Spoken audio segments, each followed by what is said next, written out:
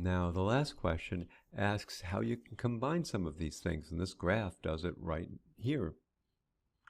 What the graph does is for the comparative, to look at yourself against peers, you have upper quartile, lower quartile, and industry average. So that's your peer performance, and you might even have it over time. Why are we putting this over time? So that we can look at trend analysis at the same time. So we took this ratio that we talked about earlier, U capital per capita, and we charted our peers, so we know what corridor our peers are operating in generally. So that's the middle 50% corridor. And then you have your own points over time listed as well. So you can see at first we were actually increasing relative to the industry average. So we were outperforming the industry, which looks good. But then you can see we did turn down, and while we were turning down, the industry seemed to be still holding steady. So we know that we've got to start watching things.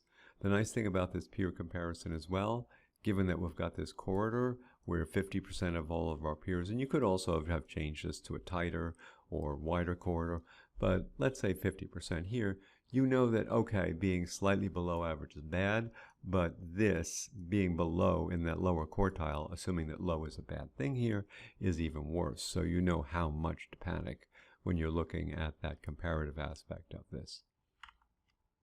And the trend aspect of the comparison also lets you know, let's say while you dove from here down to there, if instead you went from here to there and then to here, the speed of that decline would also, that speed, in other words, that trend part of the analysis, the speed of that decline towards a lower quartile for your peers raises the flag faster. So that's why this kind of combined analysis can be very helpful.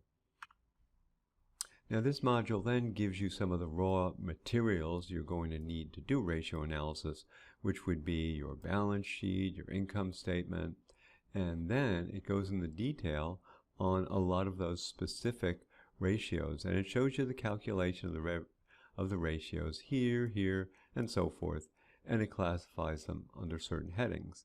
Now you can see this first heading here, and it kind of addresses what we'll see in the first question.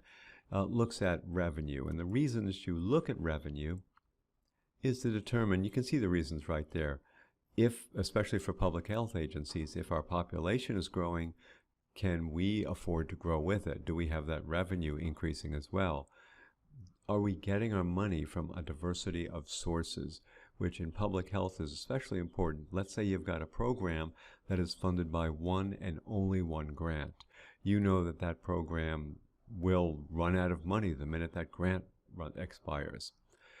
Flexibility in public health and a lot of public spending, there's this concept of block grants. And what block grants do is rather than give you money for program A, program B, program C, and not letting you shift money from one to another, even if you think you know better at the local level, what a block grant does is it just kind of gives you a lump of money and says, spend that somewhere on program A, B, or C. You mix it up, you find the best way to do it because you know your local circumstances better. So that's that, whether or not the revenue gives you that flexibility.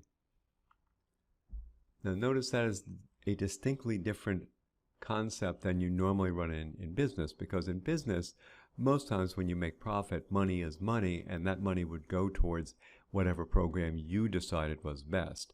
Whereas in public health, because money comes from specific channels for specific programs, you don't always have that flexibility.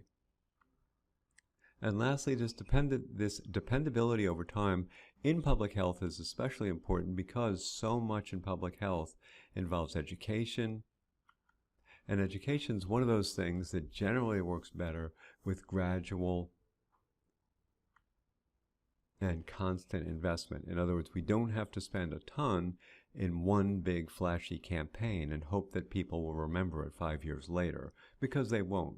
What public health does instead is it tries to get the message out there, and then it has to repeat that message over and over and over again, which is why that dependable stream of money is important. In other words, will we have the money in 3 years to repeat the same messaging that we've been focused on?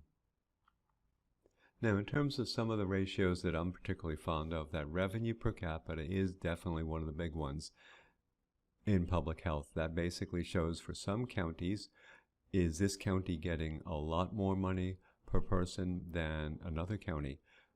Rural, because a lot of programs are funded with like a certain fixed amount and then a variable amount based on population, smaller counties tend to have much higher revenue per capita because that fixed amount right there, every county getting a certain fixed amount, that fixed amount weighs heavier for them because they have fewer people.